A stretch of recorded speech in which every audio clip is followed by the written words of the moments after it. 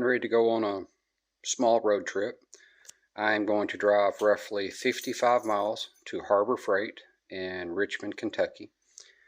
And when I get there, I'm going to see what kind of range I got in the Fisker Ocean. Now, currently there is no way for me to know exactly how many kilowatt hours I have used because that's not in the app update yet for me.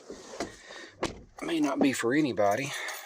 I don't think it is, but eventually that's coming. So I'm just going to start the Ocean up here, and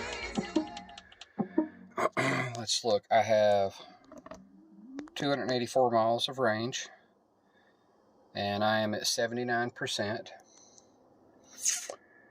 And let's see here. The odometer is at 2,987 miles. So when I get there, I will compare how many miles I drove. 2,987 miles currently on the odometer, and a range of 284 miles at, it's hard to do this, at 79%. Now I will drive in Earth mode. I will be driving at speeds roughly between 45 to 65 on rural roads with lots of hills and curves. So I think this is going to be a fun comparison. When I come back, I'm actually going to drive the Interstate, and I'll talk more about that once I start that test on my way back. I'm not going to record any of the driving. I see no reason to do that, and I really don't have the equipment to set that up and record while I'm driving anyway, and then speed through it. So I'm just going to give you my starting point, my parameters for driving, and then when I get there, I'll tell you how I did. Okay, just a quick sampling of the roads. This is driving to get out of what in Kentucky we call hollers. I always get tickled at that, but that's what everybody calls these crazy roads between these mountains in this area. They call them hollers. So this is what I'm driving out currently. This is my road to get in and out of home. So still driving out to get to the main road, just trying to give you guys a rough idea of the kind of roads that I live on. Now this road stretches roughly 2 miles from my house, so the direction that I'm going is roughly 2 miles to get out to what we consider, you know, the main road. Okay, a quick update. This is the first time this has ever happened. I have a brake light warning, which has turned out to be the regenerative braking is not slowing me down. So like when I'm letting off the accelerator, it's not slowing me down as I expected. So as you can see here, I went to this and I went to low and I put it back on high, and that didn't make any difference. So I'm actually just going to accelerate here just a little bit, let off, and I'm coasting as if I would in any normal car. So the regenerative braking is currently not working at all. I'm going to pull over up here and do a soft reset and see if that works. So I'll give you an update. Okay, I just did a soft reset, and you can see right there it put up regenerative braking not available. Now it's looking like that did not do anything. Now what I'm calling a soft reset here, I didn't think it would work, but that's where you hold this in and you hold that in for 15 seconds, and that resets the software. And it's my understanding that is mostly for just the infotainment system. So you know, you can see that booting up there. Now what I'm actually going to do is try a different type of reset, and I'm actually going to show you how to do this. So, gonna get out.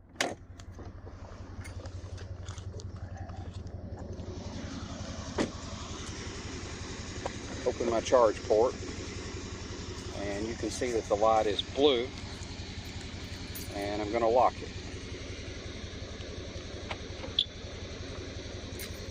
Okay, now that light is going to turn red here in just a few seconds. You can see it turned red. Now what you do from this point is you actually wait.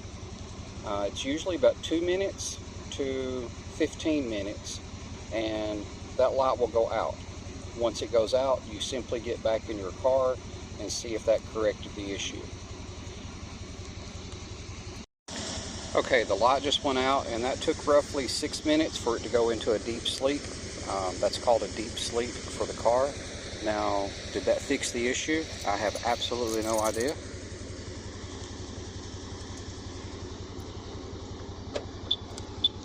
Let's find out.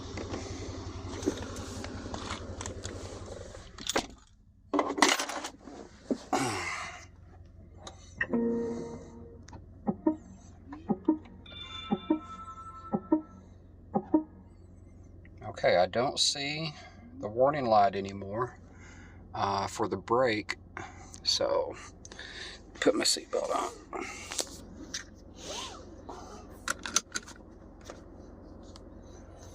All right, let's see if we got regenerative braking back.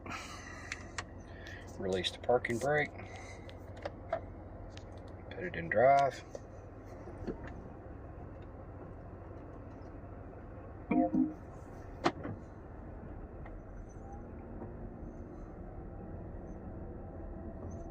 I'm going to crest this hill, and then I will see if the regenerative braking is working normally.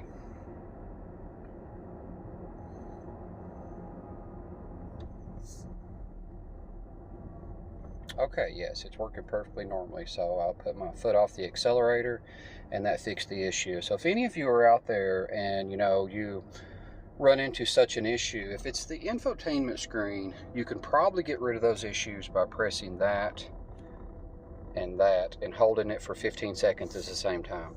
And if that doesn't correct the issue, then put the car into a deep sleep, and you can see that that worked very well for me. Now, that was the first time my car has ever lost regenerative braking. That was a first for me.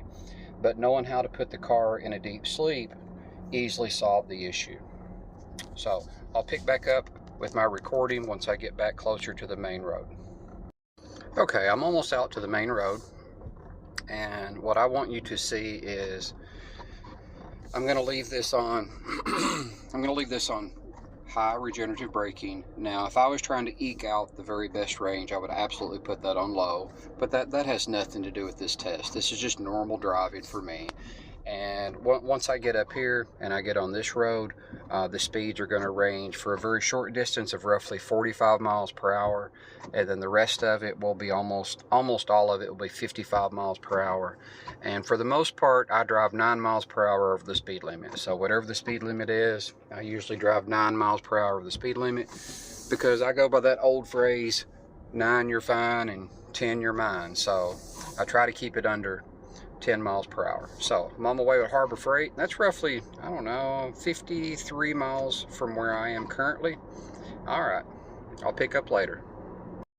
Okay, just giving you an idea of the types of roads and conditions that I'll be driving in. Currently running 55, 56. Temperature is 56 degrees.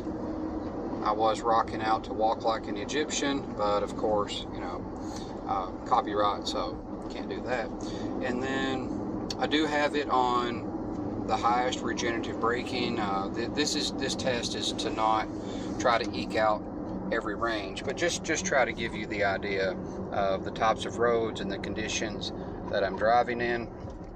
So basically I have about another 4 or 5 miles of this type of driving, and then the speed limits will speed up to 55. And from there, I'll mostly drive probably about 60. Since it's raining, I'll probably drive just a little slower than I normally would due to the rain. Well, I actually wanted to video that because I've actually hit 3,000 miles now.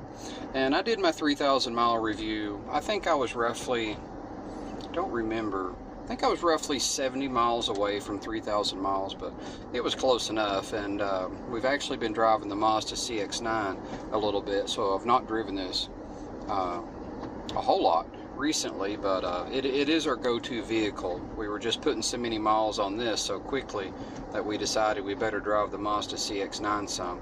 But as you can see here, I'm currently running 46. This is a pretty curvy area up here and the roads are wet. So I'm just, you know, going on with my trip. I'll give you a few updates as I go along, but for the most part, you know, the roads are going to stay just like this. This is typical driving where I'm from, so it's what we're used to. Okay, now here's a quick update. That's the rear view camera. You can activate that at any time, but I want to do a quick comparison on the digital rear view camera. Look at that. Look at the difference. How clean that stays in the rain and compared to that. Now if I were to turn this around and look at my rear view window, it's completely covered and you can't see anything out of it. So the digital rear view camera is a very good feature, and my experience has been it's really difficult for that thing to get dirty. Okay, it's pretty much ended up being a yucky drive. Now I am on the interstate here for a very short stint, roughly about 3 or 4 miles, I guess, before I get to where I'm going. I'll do a little bit of driving here around Richmond, and then after I do that, I will look at how far I have driven and kind of give an update before I do my interstate driving. Now, I don't really consider this my interstate driving because I'm only on the interstate here for roughly, let's see, 83, 45, 4 miles. And then I'll do some city driving around Richmond.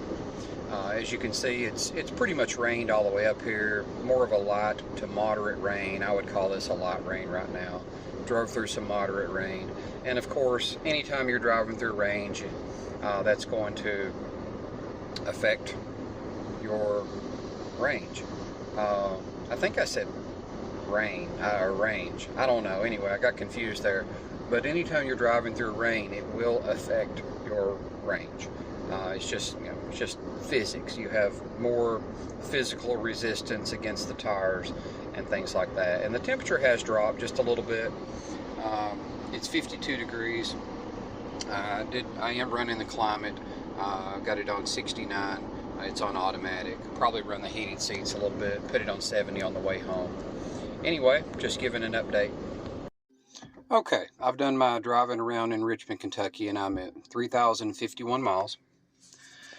The range says I have 212 miles of range, and I am on 59%. Now, I'm getting ready to drive to London, Kentucky, which I don't really know. I guess it's roughly 50 miles from here, give or take slightly. Let's see how we do on the interstate. Now, on the interstate, I'm going to drive in earth mode.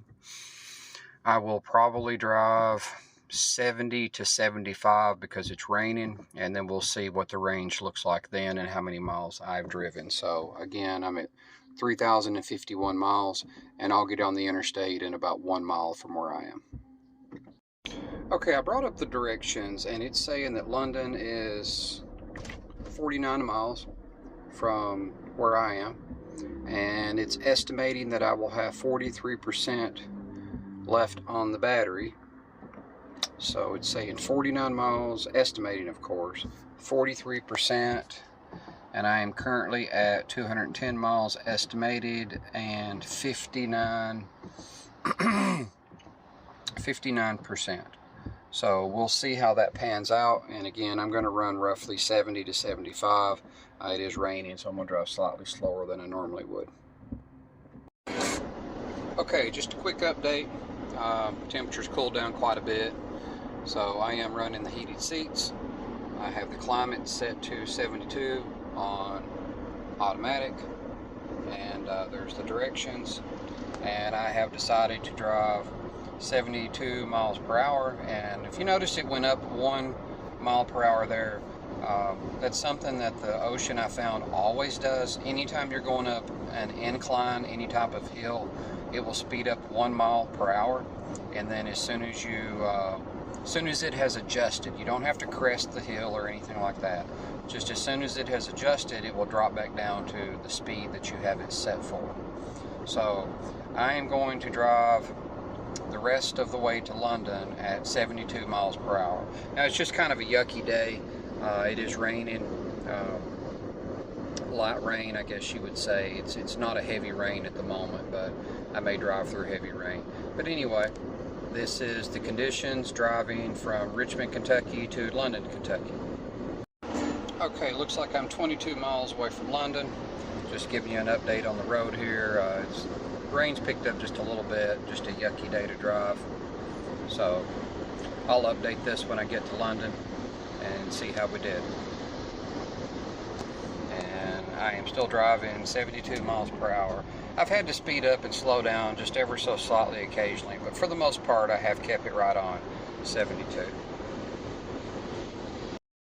Okay, I just passed the sign for London, and I am 1.7 miles from London, and I am running at 42%. So it was estimating that I would arrive at London with 43%, and I'm at 42, so that was pretty accurate.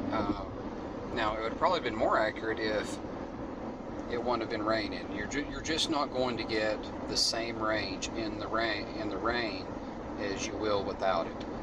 It's just simple physics, you know. You're trying to push against the rain as you're driving.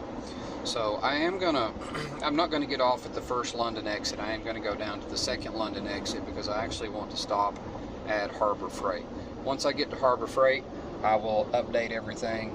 And the last 5 miles here, I actually slowed down to 70. There was just too much water on the road, so I did slow down to 70. So, but the last 5 miles here, everything was 72 except for about the last 5 miles. After 0.5 miles, take the exit right 41 toward London. Okay, you just heard, you know, the direction speak to me. Now I'm actually not taking that exit. I'm going to go on down to the next exit. I don't know. Take the exit right and turn left. Okay, I'm actually at Harbor Freight in London, Kentucky, and as you can see, I am at 3,100 miles. And it's estimating my range now at 121 miles, and it's saying that I have 40% left on the battery. So I will run all the numbers and when I get home and see how this came up. I would expect my range to be less than normal, simply because it was raining. That's just the way that it works. So anyway, 3,100 miles, and I left the house with what, 2987, I think. So as of right now, I have driven 113 miles. Well, Harbor Freight was crazy full. The line was wrapped around, so they must have been short on staff. So I've just decided to do a quick walk around of the vehicle here in the Harbor Freight parking lot.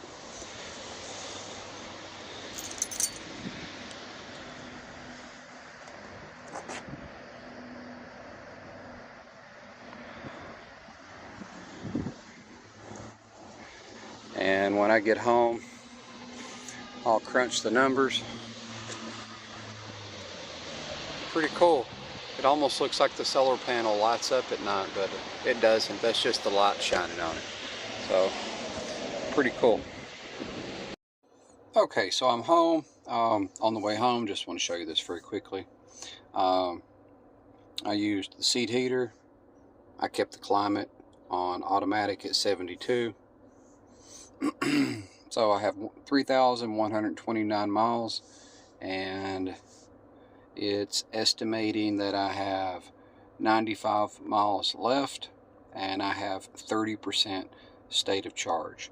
So I'll run all the numbers on this, and then I may do one final update and then make a video out of all of this. Okay, I'm going to try to explain this where it makes sense, and I actually think most people will find this very useful. I started with an estimated 284 miles of range at 79% state of charge. I drove 64 miles on rural roads in the rain. I ended with an estimated 212 miles left, and I was at 59% state of charge. Then I drove 49 miles on the interstate between 70 to 75 miles per hour, but I was mostly around 72. When I ended, I had 121 miles estimated range, and the battery state of charge was at 40%. Then I drove home. I drove 29 miles to get home, mostly around 60 miles per hour, and I ended with an estimated 95 miles of range at 30% state of charge. So I drove 142 miles total in light to moderate rain. Now, something that I've been telling people is just a general rule, is that you're going to get 3 miles for every 1% of the battery that you use. And that looks like that's working out pretty good. On the first, the first leg of the drive, I ended up getting 3.2 miles per 1% used. On the second leg, which was the Interstate at much higher speeds, I used, I got 2.58 miles per 1% used. And on the third leg of the drive, which was 29 miles, I got 2.9 miles per 1% used. So estimating 3 miles for every 1% that you use is a pretty standard rule of thumb for the Fisker Ocean. So I hope this helps people, and if you have any questions, just let me know, and if you have any suggestions for videos, just let me know and I'll definitely consider it.